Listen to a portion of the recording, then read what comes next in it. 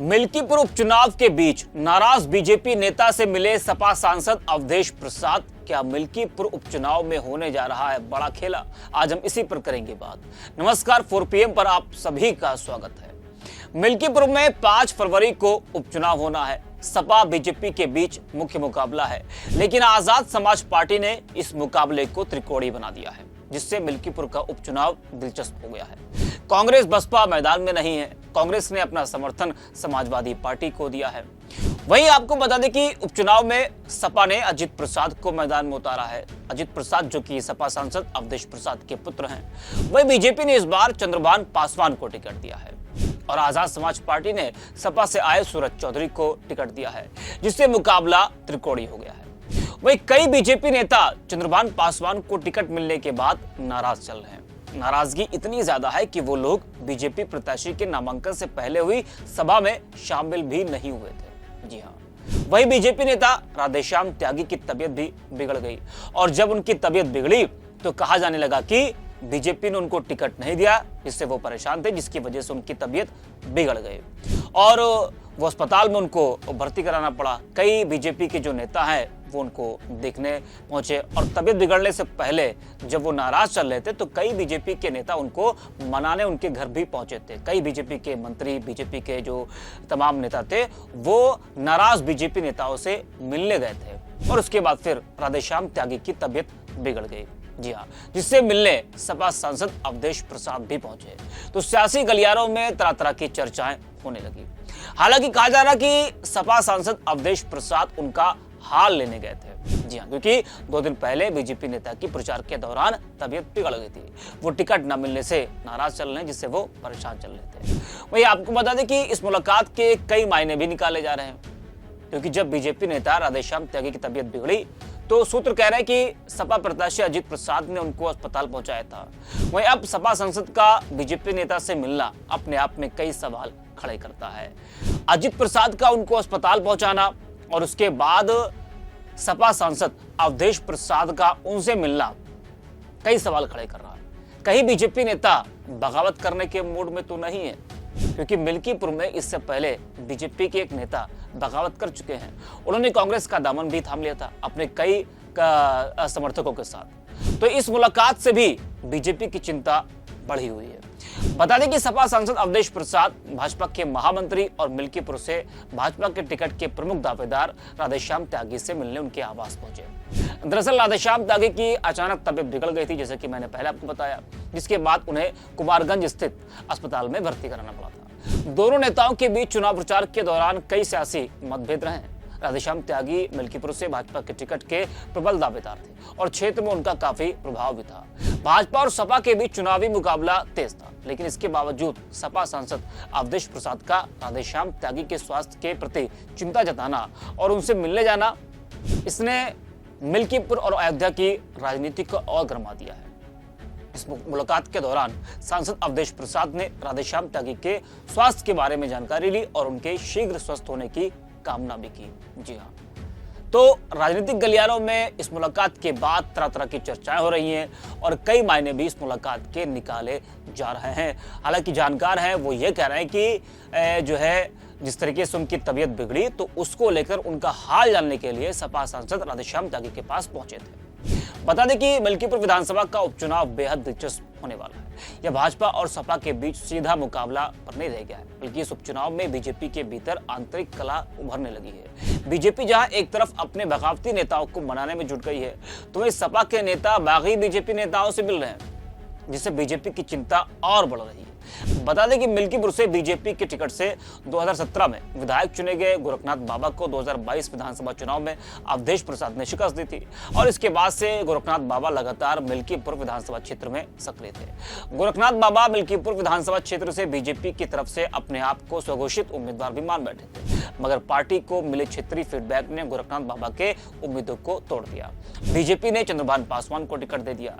चंद्रभान पासवान के नामांकन में जिले और प्रदेश के नेताओं ने मंच साझा किया, लेकिन मंच पर गोरखनाथ बाबा और भी बीजेपी के कई नेता शामिल नहीं हुए थे। वहीं बीजेपी से नाराज चल रहे भाजपा नेता राधेश्याम त्यागी को भले ही शुक्रवार को हार्ट अटैक आ गया हो, लेकिन उससे पहले उनके तेवर ठीक नहीं नजर आ रहे। राधेश्याम त्यागी के समर्थकों ने फेसबुक पर त्यागी की फोटो पोस्ट कर बीजेपी और केंद्र के नेताओं पर जातिगत आंकड़े के तहत फैसले लेने का जिक्र किया था। इसके बाद मंत्री सूर्य प्रताप शाही और स्वतंत्र देव सिंह ने जिला महामंत्री राधेश्याम त्यागी को उनके आवास पर पहुंचकर मुलाकात की थी। उनको मनाने का प्रयास भी किया गया। नेताओं ने उपचुनाव में मिल्कीपुर विधानसभा क्षेत्र में पार्टी के लिए चुनाव में लगने की गुजारिश भी की थी। वहीं भाजपा पिछड़ा मोर्चा के महानगर उपाध्यक्ष विजय यादव ने अपने साथियों के साथ भाजपा छोड़कर कांग्रेस का दामन थाम लिया। गोसाईगंज के पूर्व विधायक इंद्र प्रताप तिवारी और खब्बू तिवारी को लेकर भी चर्चा हुई थी। मिल्कीपुर उपचुनाव के चुनावी कार्यालय से उनकी तस्वीर गायब थी। हालांकि उसके बाद बाबा गोरखनाथ और खब्बू तिवारी की मुख्यमंत्री योगी आदित्यनाथ से मुलाकात भी होती है।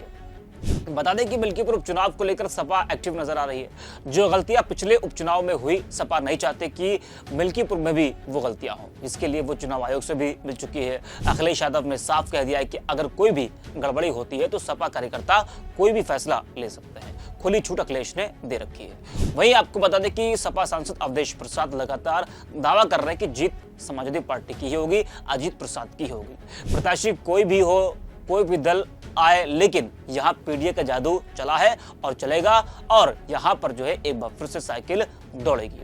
वहीं एक बार फिर अवधेश प्रसाद का एक बड़ा बयान सामने आया है। अवधेश ने क्या कुछ कहा है, जरा वो भी आप सुनिए। हमारे राष्ट्रीय अध्यक्ष आदरणीय अखिलेश यादव जी ने जो बात कही है, उस बात में तनी लगाने की गुंजाइश नहीं है। और भारतीय जनता पार्टी की सरकार में पीडीए की कितनी उपेक्षा की गई है और पीडीए के साथ कितना न्याय किया गया है, और उसका जीता जागता उदाहरण कहीं भी देखा जा सकता है। सरकारी नौकरियों में देखा जा सकता है, और उनके जो पोस्टिंग हुई है उन पर देखा जा सकता है। और अगर जिले में पुलिस अधिकारियों की तैनाती माना जाए थानों में तो उससे देखा जा सकता है। तो हमारे राष्ट्रीय अध्यक्ष जी ने जो बात कही है वो अक्षरशः सही है, और आज आवश्यकता है कि लोकतंत्र के पवित्र मंदिर में जो हमारा चुनाव आयोग है उसको संज्ञान लेना चाहिए।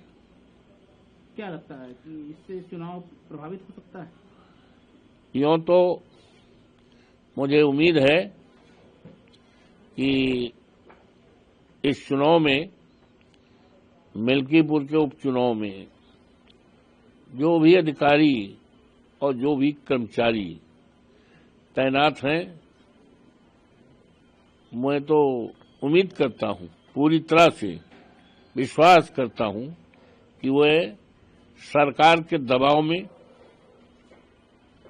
किसी कीमत पर नहीं रहेंगे और निष्पक्ष और स्वतंत्र चुनाव कराने में मतदाताओं को अपनी इच्छा अनुसार मतदान करने में सहयोग करेंगे, और लोकतंत्र की जो मर्यादा है, लोकतंत्र का जो पवित्र मंदिर है, उसको अक्षुण्ण रखने में सहयोग करेंगे। ये मैं अधिकारियों से उम्मीद करता हूं। क्या लगता है कितना अंतर होगा जीत और हार का? 7 मंत्री लगे हैं, यहाँ तक कि उन प्रदेश अध्यक्ष आए, सभाएं भी हुई। भाई ऐसा है, इसी से अंदाजा लगा सकते हो आप।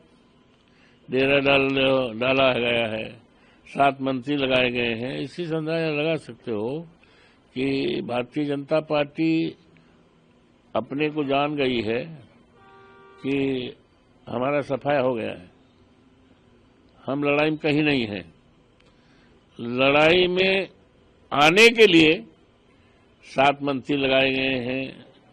उत्तर प्रदेश के बीजेपी के संगठन के अध्यक्ष जी आए थे, वो तो ठीक है, पार्टी को आने चाहिए, उसमें कुछ नहीं है, तो आना है, आना चाहिए भी ये, लेकिन आने का कोई अर्थ नहीं है। आने का कोई असर नहीं रहेगा, आने का कोई असर नहीं है, क्योंकि जो आए हैं मंत्री आए हैं उनका कोई एक वोट तो यहाँ है नहीं, और ज्यादातर मंत्री जैसे आए हैं कि विधानसभा का चुनाव, ये अपने विधानसभा के चुनाव में हारे हैं। जो अभी लोकसभा का चुनाव हुआ है 24 में, जिसका नतीजा भी 4 जून को आया है, ज्यादातर जो मिनिस्टर आए हैं अपने चुनाव में विधानसभाओं में बुरी तरह से हारे हैं। सबका नाम लेना मैं उचित नहीं समझता हूं, जनता जान रही है